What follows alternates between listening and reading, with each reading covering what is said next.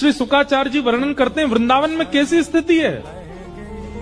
गोपियां दोहन करती हैं तो घर घर घर जो दही की मथनी की आवाज आती है ना, उसी में ही कीर्तन करने लग जाती हैं।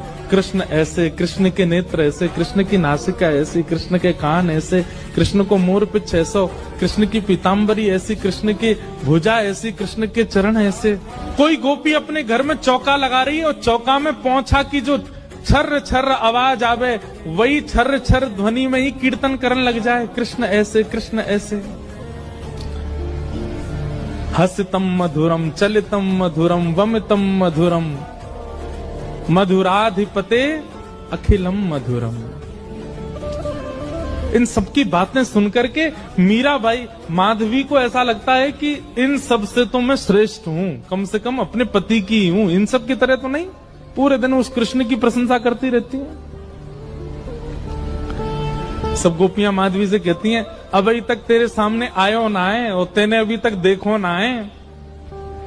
अरे या प्रेम को काम भावना ते मत देखियो, 3.5 वर्ष को 4 वर्ष को है, लेकिन वहां के प्रति एक अलग ही प्रेम प्रकट है। चाहे माधवी सबको ज्ञान देती है, बोले चाहे 3 वर्ष को 4 वर्ष को है तो अन्य पुरुष, क्यों उसकी बातें करती हो, क्यों उसकी ओर देखती हो। लेकिन 24 घंटे गोपियों के बीच में रहती माधवी को और कोई चर्चा ही नहीं सुनाई देती।